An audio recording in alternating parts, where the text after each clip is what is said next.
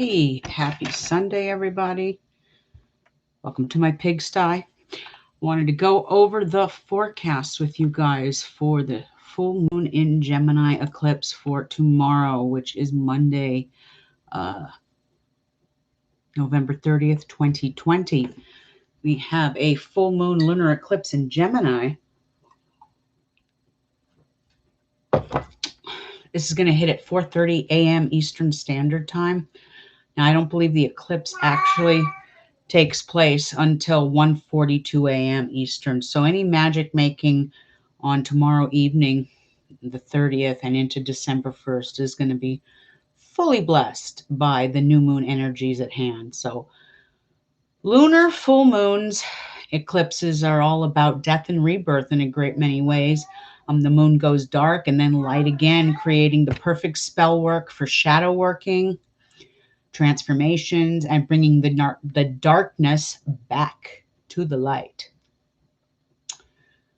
November will always represent the shadow month. This is where the veil is always at its thinnest. And those born within 3 days before or 3 days after this lunar eclipse, you're going to have the most significant impact on the soul. So if you have a birthday like now, 3 days before the lunar and 3 days after, it's going to have significant impact on your life. This is where internal and emotional changes will occur. However, any soul that is born with a sun, a moon, a rising, a natal dragon, a hidden dragon in Gemini, you will feel the impact of this lunatation the most.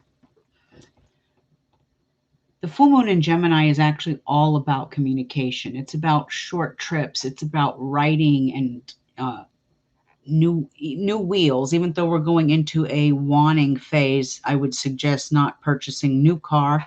Used is always blessed.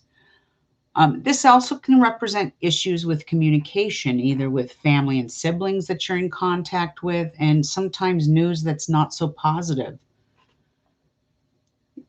Usually and technically, full moons are all about completing things and bringing situations or issues to an end. Wherever this planet resides, by your house and sign, a death and a rebirth is sure to follow in a great many ways. So it's going to be a very exciting full moon for many. Now, I did not put this in my last newsletter, which I should have. This was for the forecast for December through December 2nd, 26th through the 2nd. But on December 1st, we have Mercury, the planet of communication, is going to enter adventurous and kind of the party animal of the zodiac, Sagittarius. Life will be more lighthearted, non-serious, and can be very exciting. Now, souls born with this natal placement, you're going to possess traditional thinking. You will have critical thinking. They're going to usually be very educated or find that education is very, very important to them. And you will search for the facts, even through travel, going to foreign lands and observing other cultures. This is where they will get their education, by seeing the other world and how the other world lives. Their downfall with this placement, if you have a natal Mercury in Sagittarius, the downfall to this placement can be the codification of thought or believing everything that the good book says and nothing else. Please remember, there's a lot of information out there. You just have to search it out to find the answers. Like I said, the forecast for the next few weeks is going to have the most impact on Gemini and even Sagittarius, but also souls born with sun, moon, rising, natal, or hidden, but also the air signs are going to feel this impact the most because we are dealing with air energy. Gemini is air energy, and the universal dragon's energy is in Gemini right now. So the air signs will feel this impact the most, but also all of those placements I just said, with the sun, the moon, the rising, and the natal dragons, you'll feel that as well. All right. Let's get to your forecast by house and sign. We're going to start off with Aries. Now, usually with this placement, Aries, you know, you're going to receive bad news by the phone, mail, email, but try not to let those things get you down and worried or even make you depressed. We all have lessons to learn in this eclipse, and we are going to learn them. This is going to take place in your third house, Aries. So if siblings may be in contact with you with news that's not so great, you may get a letter in the mail with not such great news. Hang in there, because the next 2 weeks will be kind of rocky for a lot of us. And you'll get through it, though. We got a new moon coming in 2 weeks, and it'll get better. Now, Taurus, you're going to have difficult news coming with money and finances. This is taking place in your second house, so you may have to spend against your will. And I would not sign any contracts or do any kind of business and make any kind of business endeavors or decisions until that next new moon phase. From the full to the new, this is a quiet time for all of us. This is a time of contemplation, planning, preparing for the next moon phase, bringing things to the end. It's not for investing in or anything like that. Well, Gemini, this next energy is right on you, and transformations are possible. The past may come back, but you can leave it in the past or you can move forward. Progress is possible, but I would lay low for the next few weeks and plan your strategy. Cancer. Now, Cancer, you need to not fret over your past mistakes. There's no future in your past. And this is taking place in your 12th house. And I know a lot of Cancers right now that are very, very depressed. Okay. And so this is one of the reasons why this energy is cruising your 12th house. This is the deep subconscious mind. So the mercurial energy that's sitting right there in that 12th house may get you going. It may get you dwelling on things you have no control over. Instead, listen to your intuition and your dreams, because they give meaning and messages. So you really have to, you're one of the most intuitive signs in the zodiac, Cancer. So, but you're also one of the most, you're one of the signs that's most prone to depression in some ways. But if you're feeling, out of sorts the last few days, unfortunately, it's not going to shift anytime soon. It might be about 5 days before you get out of this funk that you're in, but it will get better. Just know that the energy is just cruising that 12th house, making things a little more intense than usual. All right, Leo. Now, Leo, you might have issues with a friend or friends in you might even hear sad news. Social gatherings will not be blessed right now, so this is kind of where you lay low for a few weeks. And you just plan ahead. Like I said, you might get some bad news. This is the house of friends and wishes, the 11th house. So there might be issues with friends. Your wishes will not be granted at this time. And you're just going to have to hang in there and write it out like the rest of the zodiac is. Now, Virgo, changes in your career, your social status, and how the public views you. You will be in the spotlight. So it's best to behave in public because people are watching you. Career will take a change in the next 2 weeks. And after that new moon, when is that new moon? December 14th. And I believe it's a solar eclipse too. But the new moon is December 14th. I believe it's in Sagittarius. I could be wrong. I think it is. Anyway, your career might take some changes. So be prepared for that and please remember that it's all good. You know, it may seem like bad news now, but in the end, like the old saying goes, the stars have much better in store for you. Libra. Now, Libra, you might be surrounded by foreigners that may bring some sad news, or you might have a change in plans when it comes to your education and higher learning. Um, Even changes in travel plans are very common.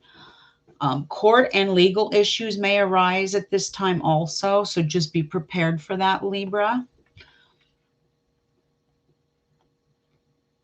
Now, Scorpio, changes and lessons within the world of finance and your entire financial outline will have to be revamped, reevaluated. Now, usually with this placement, news of legacy or death is common, so you're going to have to be very strong, Scorpio. I'm not even a Scorpio, and I've been experiencing death for the last 3 weeks. I'll tell you about that in a minute. Let me finish the forecast. Sagittarius. Sagittarius. Tension and misunderstandings within your domestic partnerships and your domestic life, even in business affairs. The key for the next 2 weeks here, Sag, is communication is going to be key for full understanding, okay? Plus Mercury is moving into Sagittarius, so I think you'll be able to handle this energy quite well. Just remember, communication, communication, communication. That is the key to it all. Capricorn, your health may be on your mind. Focus on better diet, exercise, and better work habits. Drink lots of water and don't let your work life stress you out, because if it does, it may be time for a new job. I've had many jobs that have stressed me out. They just weren't worth it. Aquarius. Now, Aquarius, this is hitting your 5th house. So this is love, romance, and children. They're going to bring you joy, but they're also going to throw in some added stress. Lovers as well may also add some stress to this. Keep communication open and things will go smoothly, okay? Pisces. Your home and domestic life will bring stress. Emotions will run high, and a relocation or a move is possible. Let's see. So that's taking place in your 4th house, Pisces. Sometimes with this energy, we also buy or sell a house, but definitely thinking about relocating. The family circle will be emotional in some ways, and this might even bring your mom or a mother figure into the forefront, where she becomes like the topic of conversation or the issue at hand. So just hang in there and be strong, Pisces. But yes, I had told you I lost a friend, what was it? She passed on the 17th. And I woke up this morning, and I'm also a heavy metal DJ, for those of you who don't know, on a internet radio station called Metal Devastation Radio. So I'm in the music scene. I get a lot of information from different band members and type different music. Find out this morning that this guy that's in this band, who I have interviewed before, hung himself. Left an 8-year-old and a newborn, like 6 months. I don't know what possessed him. I don't know. And so I've had death all around me lately, and it's just becoming really, really depressing, and I'm getting sick of it. But it is what it is. But the next few weeks will be a stressful time where, like I said, communication is key in order to get through it. The air signs, like I said, are going to feel this eclipse energy the most, and you must take that into consideration. If the energy feels too intense, you need to get to the wide open space to clear your mind. Anything in nature will help if that eclipse energy feels like you just need to get away and get out. Some will handle this better than others. So it just depends. I'm sorry about the cat. He's just here to stay. And that is your forecast. I was going to go on here and do a little witch box haul because I have 2 of them to share, but I don't have the time to do that right now. So I have errands to run today, and it just doesn't seem like I have a whole lot of time to be on here these days, which kind of sucks in my opinion. But that is your forecast for the full moon lunar eclipse coming for tomorrow. Make the most of it. And there are some people that believe you shouldn't practice any magic on those days. I personally wouldn't practice magic right when the eclipse is happening. But of course, you can practice spell work after the eclipse is gone. Like tomorrow evening is a perfect time for any kind of moon magic, especially where communication and what's the word I'm looking for? Curiosity comes from. Sometimes people find very interesting bits of information during this moon energy because by nature, Gemini is curious. By nature, they're curious. So this would be a good time to dive deep into the things that you're curious about, and you might find some information you didn't know about. You know, you might have one of those aha moments.